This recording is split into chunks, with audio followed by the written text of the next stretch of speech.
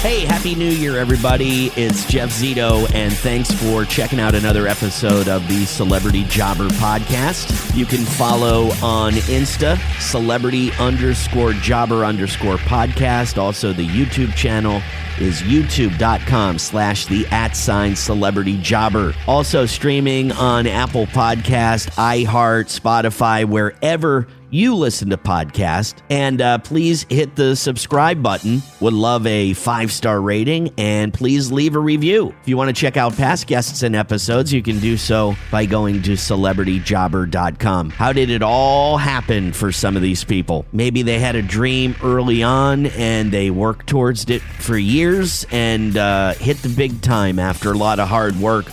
Or sometimes it was kind of a complete accident. Perhaps that was the case for our guest today, comedian Henry Cho. Born in Knoxville, Tennessee to Korean-born parents, Henry became the first Asian American invited to become a member of the Grand Ole Opry. Henry is well known as a clean comedian. We'll find out how Henry got his big break and how the comedy and showbiz career all got started. You know, I'm sure with Korean-born parents, stand-up comedy wasn't a family tradition. Jobs outside of comedy? He's had a few. We'll talk about those and, of course, his first job. On tour here in the new year, you can go to henrychocomedy.com for more details. That's henrychocomedy.com. In his 40th year in stand-up comedy, and again, the first Asian American invited to become a member of the Grand Ole Opry, Henry Cho is my guest this week on Celebrity Jobber. The Celebrity Jobber Podcast with Jeff Zito. If you like what you hear, please subscribe, give a 5-star rating, and leave a review. Check out all our past episodes on Apple Podcasts, Spotify, or wherever you pod. What if these celebrities weren't famous? What would they have become? What was their first job? We're about to find out. I've known of Henry Cho for a long time. So how long you been in show business for? I've been doing stand-up. January will be 40 years. Wow. 40 years. Yeah. Wow. Tell me a little something about your life before stand-up. Tell me. I was in college. I was, and I told my buddies I was going to try stand-up. And, of course, they thought I was crazy. And I went down to the local comedy club in Knoxville, Tennessee, Funny Bone. They had some competition, and I entered it not knowing what it was. And I thought it was like 12 guys like me, and it ended up being a real competition. Right. So it was me and 11 guys that knew what they were doing, and it was a Monday night, and I told my buddies I was just going to go up and try it and never talk about doing it again. And lo and behold, I won. And the guy who owned all the Funny Bone chain, there were 12 comedy clubs at the time, Jared Kubok, he happened to be there because it was that big of a deal, which I had no idea. And he hired me right there on the spot. So I started working on Wednesday, and I dropped out of college on Friday. And wow. I've been true story, and I've been doing it ever since. Now, this is pretty amazing because you hear about, these are like stories that are told in a movie, right? Like, Exactly. like that shouldn't have happened. You shouldn't have gotten up on stage for the very first time doing a comedy competition and won with no, like, you didn't know what a premise was. Did you have any idea how to tell a joke? Or are you just like, yeah, I'm a funny guy, I'm going to get up there and do it? Or were you a student of comedy, or like you just got up and did it? I just kind of got up and did it. I used to watch Seinfeld and Blake Clark and Rich Scheidner on The Tonight Show, Gary Shandling, Leno, all these guys. I watched The Tonight Show like all kids did back then. When you had 3 channels and Johnny Carson was it, So I knew what a stand-up comedian was. I'd never hung out in comedy clubs. I wasn't one of those guys. I never did open mics. I just thought on a whim that I would try it. And when I called down there to find out the protocols, they said, hey, well, there's a competition next week on Monday. We're full, but we'll make you the first alternate. And if somebody drops out, you can have their spot. And I said, okay. And sure enough, on Friday, they called and said, somebody dropped out, so you're in. I went, okay. So driving my truck with my 2 college roommates, we're driving to the comedy club, and they're going, "You're serious?" I said, "Yeah." They go, "Well, remember when this happened? Remember this?" So we just started talking about what I should say. Wow. And I went up there and told stories, and my first joke destroyed. And from then I went, okay, Wow. all right, I like this. So yeah, I got a standing ovation, first time ever. So, okay, Henry, this is pretty surreal already. Now, you grew up in the South. You're an Asian American. You're going to college. I want to know what the conversation was like between you and your dad when you're like, "Hey, Dad, I want to quit. I want to quit going to college and become a stand-up comedian." I can't think that conversation went well. Tell me a little about it. You're spot on. So I do this, and I get hired, and I go back to class that week, and I'm just writing jokes in class. And, my college roommate says, when I walked off stage that very first time, he said, I don't know if you remember, but you high-fived me and said, "I may never have to take another college course the rest of my life." And so my parents immigrated here 75 years ago. They didn't speak English. They learned English because that's what you did back then. And they were the top students at their schools in Seoul, Korea. That's their reward, was to come to college in the United States. And back then it was Warren Wilson Junior College in Asheville, North Carolina. Mm-hmm. I mean, nowadays they go to Harvard or Yale or something. Right. But back then it wasn't that way. And so, there were like 16 doctors in my family. Right. So that's what I was supposed to be, but I was born here. So that's what I tell my dad all the time. I said, "Look, you left. I was born here. So my priorities are girls, sports, right, school." Right. School's a distant third. So, I was close to graduating. I was in my 6th year of college and my 5th major. And my mom had no problem because she always knew I was going to do something else. I mean, I was going to play pro baseball. That was my whole Really? thing. Yeah, that was my whole attitude. And yeah, the funny thing is, I only played through high school, but we were city champs. We lost 1 game, that kind of thing. We were really good. And so, we travel and play baseball, and everybody kind of freak out that, here's this Korean kid playing baseball. I mean, this is late 70s. I graduated in 1980. And so, even in college, we play intramural football, and I was the quarterback because I was always the quarterback. Right. And all these other teams were playing. They'd never seen an Asian kid be a quarterback. Right. So they had this whole thing. It's like George Lopez said, "Yes, ethically impossible for me to be an athlete" back then. Right. So I told my dad, I said, "Hey, look, I dropped out of college. I'm not going to finish school. I'm going to do stand-up comedy." And he had no idea what that was. He didn't even know what you were talking about. Oh my gosh. No, he didn't know. And so I tried to explain him, like on Johnny Carson when we see these guys. And he's like, "Oh, you're going to be on Johnny Carson?" And I said, "Well, not yet." Not exactly. Yeah. I just started last Monday. So oh man. This is Sunday afternoon. Because I dropped out of college on Friday. This is Sunday. I went by the house. And he did not really speak to me for about 1.5 years. Wow. And then I did a thing on Showtime, and he happened to catch it on TV. And before that, I was doing a show in Cincinnati because I hit the road a couple months after I dropped out of college. He was up there for some, I don't know, nuclear physicist seminar. And you're not kidding. He's a nuclear physicist? Oh yeah, he had an MD degree. He had a couple doctorates. Oh, God. So he was up there for some conference, and his colleagues came to the comedy club. Well, I was emceeing, so they went back talking about this kid they saw that they never seen anything like it. He's wow. a Southern.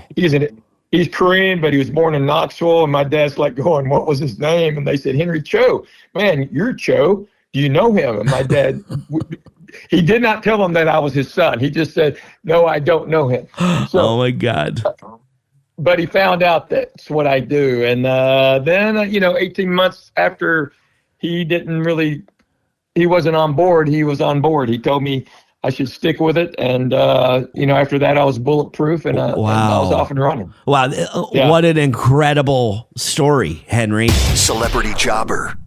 The Celebrity Jobber Podcast with Jeff Zito. You're telling me the story, and in real time, I'm thinking to myself, what would I do and how would I feel if I had to tell my old man what my new career path was going to be? And I would have been frightened. Your father had to be strict. I know, I'm sure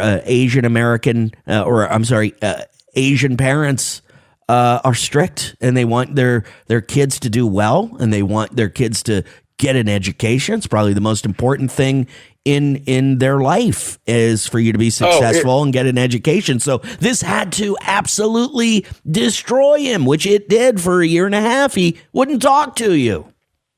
Yeah, it did. And I still have aunts who, I still have relatives that don't appreciate what I do to this day.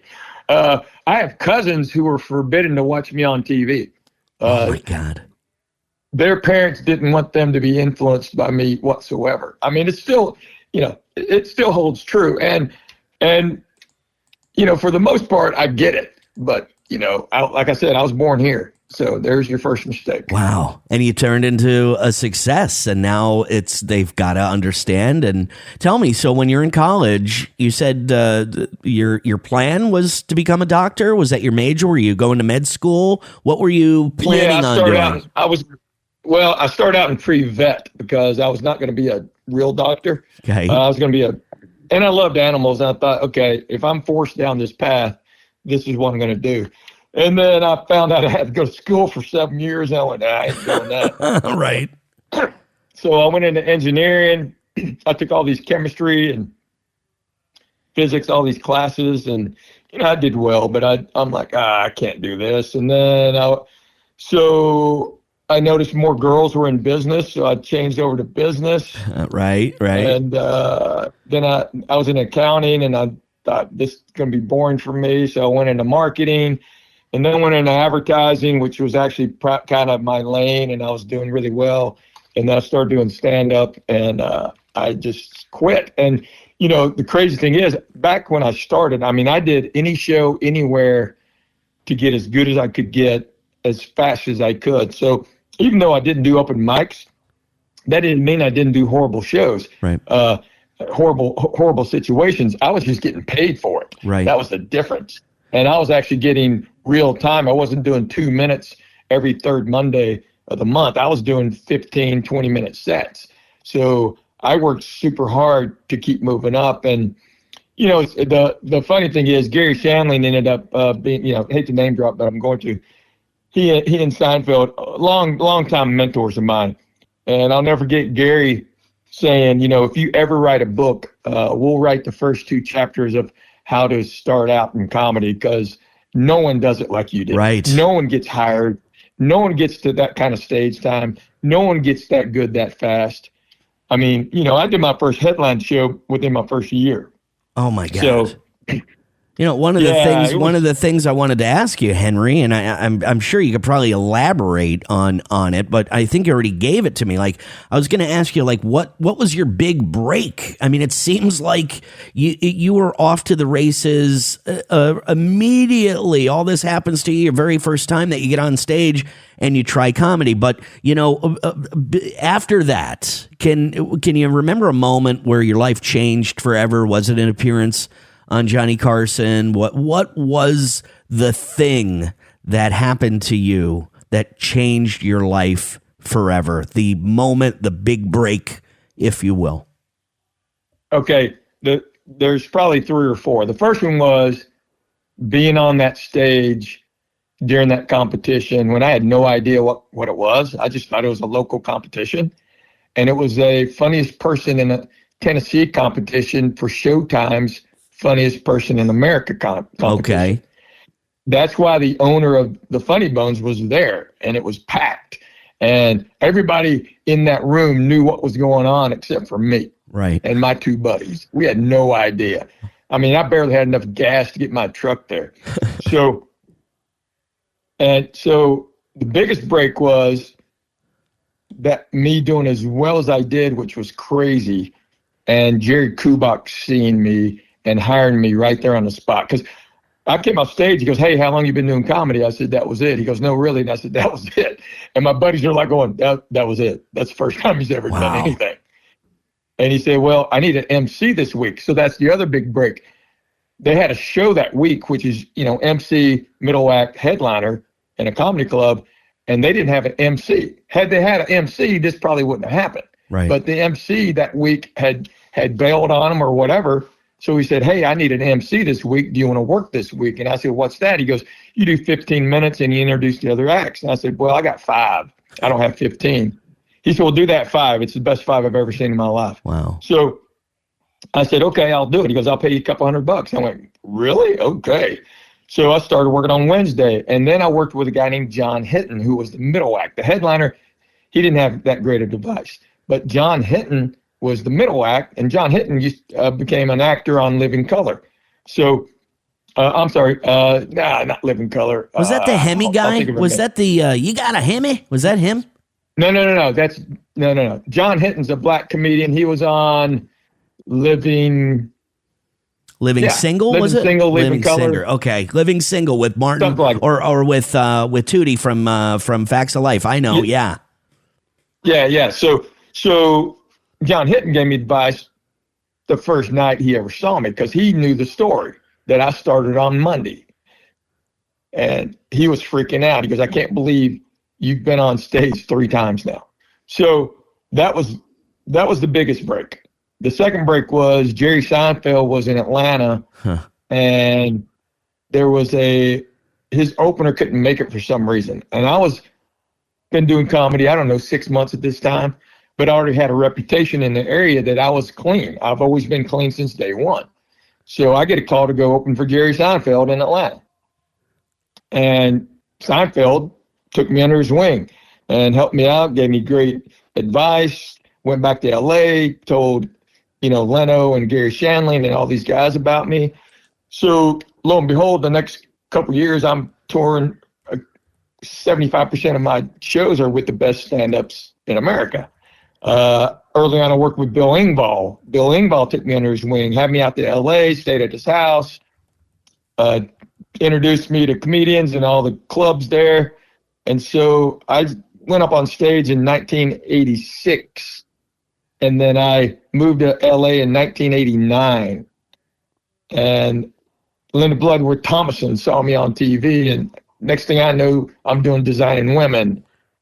And all these things are happening so fast because that was all I did. I ate, drank, slept, stand-up comedy, writing jokes. I toured. First 2 years I was ever working, I worked 50 weeks a year. Right. Wow. The first tour I had I was gone from my house 18 weeks. I worked my way 9 weeks out and 9 weeks back. So, I was doing shows anywhere and everywhere. So the biggest breaks came from the first night, Jerry Kubak being there, being clean. So I got to work with Bill Engvall and Jerry Seinfeld early on. And then the other break was doing the Tonight Show back when everybody watched the Tonight Show. It was just one of those things. The Celebrity Jobber Podcast with Jeff Zito. Celebrity Jobber. You did not have, I'm sure, a similar path like others that have gone before you, Henry. I mean, have you ever had a regular job? What was your very first job? And then, while you were developing your stand-up comedy, did you ever have to work odd jobs outside of comedy? No, yeah, I like all kids, I had part-time jobs. I had a paper route when I was in elementary school, junior high school. I had a paper route, and then I'd clean up after concerts at the Coliseum when I was like 15, 16, that kind of stuff. But in college, I drove a truck for 4 years. I delivered auto parts in a 100-mile radius of Knoxville. So I was gone somewhere after I'd go to school in the morning and drive the truck in the afternoons and the evenings. So I had all these part-time jobs. I was a temp job. I mean, I worked on barges on the on the Clinch River. I worked in butcher shops. I did all these horrible jobs just to make cash. Sure. And then I worked at the post office, and actually I was really good. They wanted to hire me, but I started doing stand-up, thank goodness. So I worked at Target. I worked at Target for 2 weeks during Christmas rush. Right. I was Christmas help for 2 weeks just to get a paycheck to go watch Tennessee beat Miami in the Sugar Bowl in New Orleans. All these things. So, I had jobs, but not real jobs. So I've never had a real job. Your very first job was the paper route. Very first paycheck was the paper route when you were a kid. Yes, first one. Is the old school, deliver papers. You had your book. You'd go collect on Tuesday or Wednesday. Right. Deliver all week. So. Man, and then at what point? How old were you when all the odd jobs kind of went away? You didn't have to do this stuff anymore because you were a full-time comedian that was successful and making it. How old were you? I was in my 6th year of college, so I was 24 when I started. Unbelievable. And I've never had to like clock in anywhere since. Wow, man. And inducted into the Grand Ole Opry. This has got to be kind of first. They don't induct many people. I mean, how many people have been inducted into the Grand Ole Opry? Like 200 and something people. I mean, this is a kind of a huge thing. You're the 229th member of the Grand Ole Opry, and I would imagine the first Asian American. And I say that, oh, yeah. and I don't mean to bring your ethnicity into the mix, but when one thinks of the Grand Ole Opry, you think about, Southern boy, which you are. You are American, Southern guy, born and raised in Knoxville, Tennessee. But it's just something that you don't hear about. It's a pretty amazing. No. It's crazy because I'm the first comedian inducted in over 50 years. Wow. All right. Right. And I'd been a guest performer probably 100, 110, 120 times before this happened. I'd been going to the Opry and performing for 15, 16 years, something like that. And the fact that I'm a member, and I was born and raised in Knoxville, I know all about the Opry. Right. It was never on my radar. Right after I got inducted, I was getting interviewed. People say, "Is this a dream come true?" And I'm like, "No, why would I dream this? Are you crazy?" Right. So I never even thought about it. Even when I was performing all those times, I'd never thought about it, even though, all the old school veteran historical performers there always told me, we got to make you a member. We got to make you a member. The staff, the crew, everybody's telling me this. I'm like, you guys are crazy. I ain't going to be no member of the Opry. Right. And lo and behold, I'm a member of the Grand Ole Opry. So for something like that, and the fact that I'm Asian is the sidebar, and it's always been the sidebar of my entire career. Here's another thing people can't figure out. You look at any other ethnic comedian and their audience is 95, 98% that ethnicity. Yes. That ethnicity. Mine is 98% white. No one's figured it out. That is something. That is something. And marketing people have always tried, how's this happen? They'll come to my show and it'll be 100% white. Right. And they're like, how's this happen? And I'll never forget, I had a deal with CBS and they hired a Asian writer. I think she was Korean. And she came to watch me do a set at Igby's in West LA. And the audience was probably 95% white. There may have been 8 Asian people and 20 African Americans and some Latinos, because it is LA. But it was over 95% white. And she noticed white people were reacting to me like she'd never seen anyone react to an Asian man. And she couldn't figure it out. So she couldn't write this sitcom because she couldn't figure it out. She kept trying to write me like a Korean guy. And I said, I'm Korean, but I'm not a Korean guy. I'm a Tennessee guy, right, who happens to be Korean. And she couldn't figure that out. So, being a member of the Grand Ole Opry, it's one of the coolest things in the world. And here's something for you too.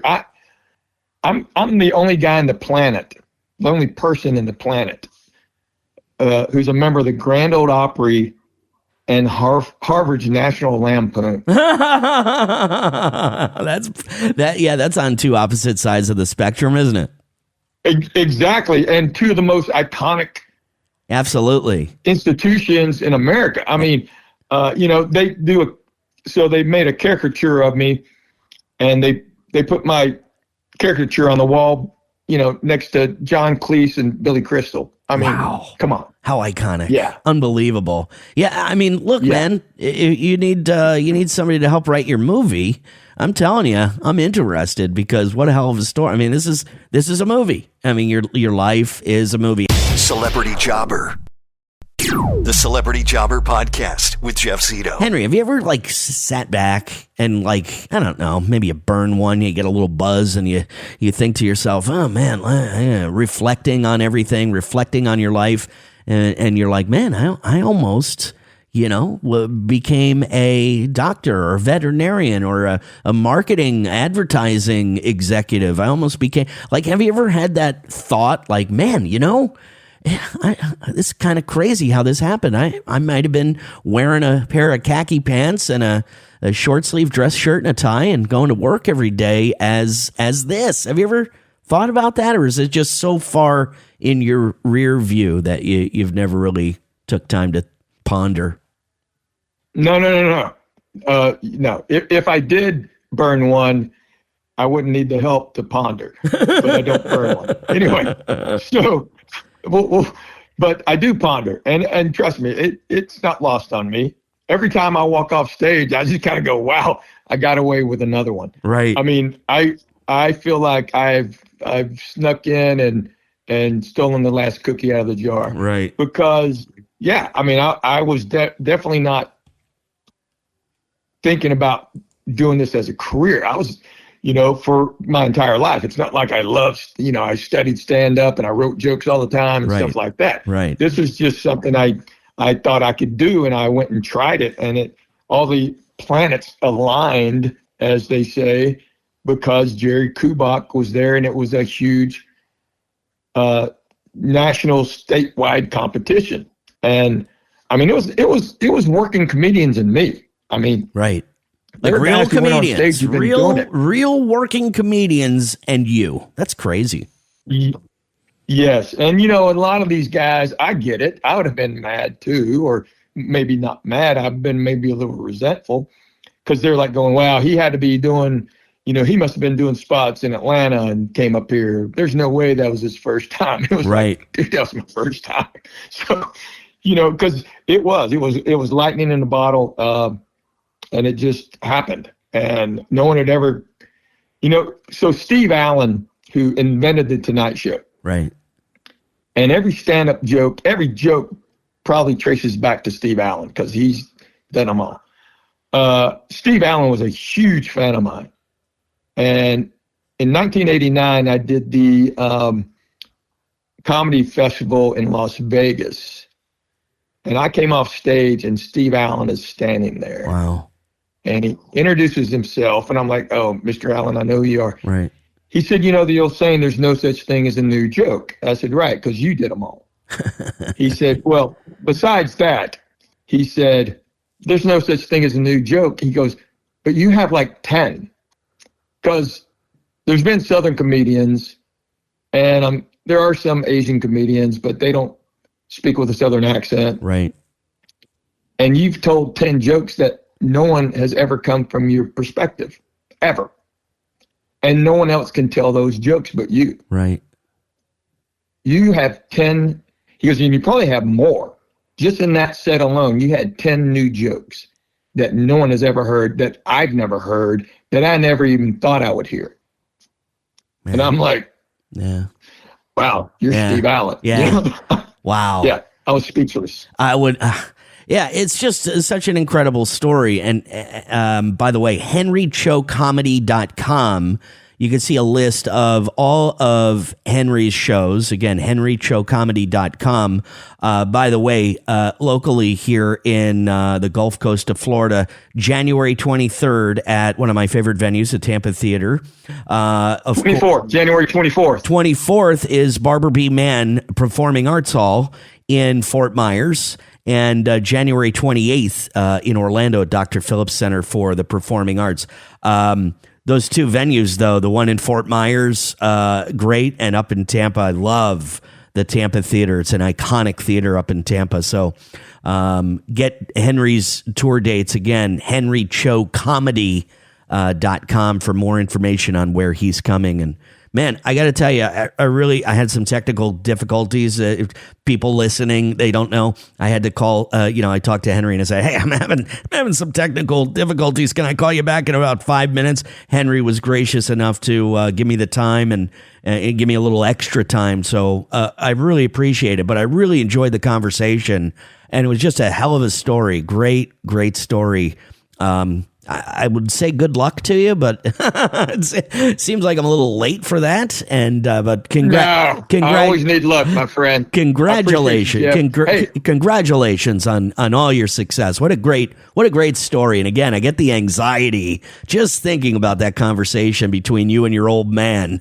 I'm quitting college to become a traveling stand-up comedian. I can only imagine how frightened you were with that conversation. Terrified. henrychocomedy.com. Once again, thank you so much, Henry. It was a real pleasure speaking with you. Thank you. Yeah, everything I do is Henry Cho Comedy, every social and all that. So thanks for having me on the air. And local boy Nathan Wallace will be with me in Fort Myers, Florida. He's been touring with me for 3-4 years. So come check out all the Florida shows. I'm going all over Florida. Excellent. Thank you so much, Henry. Take care. Have a great day. Thanks, and thank you, man. You too. Bye-bye now. See you, man. Thanks. All right. So he was in his 6th year of college, 5th major, and one night with his college buddies tries stand-up at like an open mic night. Maybe some like local contest that he wins. Just a natural. Had no idea, never did it before, didn't know anything about telling jokes. Just kind of a funny guy. And from there, it all happened, his comedy career, which is not usually the story for 99.9% of the people. This was like kind of a special thing that happened to Henry Cho. You know, his parents were from Korea. So I mentioned, breaking the news to his father that he was quitting college to become a traveling stand-up comedian, had to absolutely destroy him. And he said, yeah, his old man didn't talk to him for about 1.5 years. They wanted him to become a doctor. So obviously when you say, hey, not only do I not want to be a doctor, I want to be a traveling stand-up comedian and I'm quitting college, I could see where that conversation went south. But hey, look, things like that don't usually happen to people like they did for Henry. He said he wanted to be a professional baseball player. And he said he almost worked at the post office, but the comedy career started right then and there. Very first job, delivering newspapers. That was my very first job as well. And he said he had other jobs, like part-time gigs. He said he worked at Target. He worked at a butcher shop, like I mentioned, the post office. But he said he never really had a real job. Little part-time gigs here and there. But other than comedy, that was his only real job to date. Or I should say show business. Pretty incredible story, isn't it? On tour in the new year, you can go to henrychocomedy.com as well as all of his socials for more info on where Henry Cho is touring. So happy New Year, and thank you once again for checking out the Celebrity Jobber podcast. Past guests and episodes online, celebrityjobber.com, streaming on Apple Podcasts, Spotify, iHeart, or wherever you listen to podcasts. Please hit the subscribe button. Would love a 5-star rating, and please leave a review. I'm telling you, this story from Henry Cho could turn into a movie. Hey, man, sometimes you just step in it. And then the reason that Henry's successful is a lot of hard work followed. Anyway, thanks again for listening. Happy New Year. Until next week here on the Celebrity Jobber podcast. I'll see you then. I'm Jeff Zito.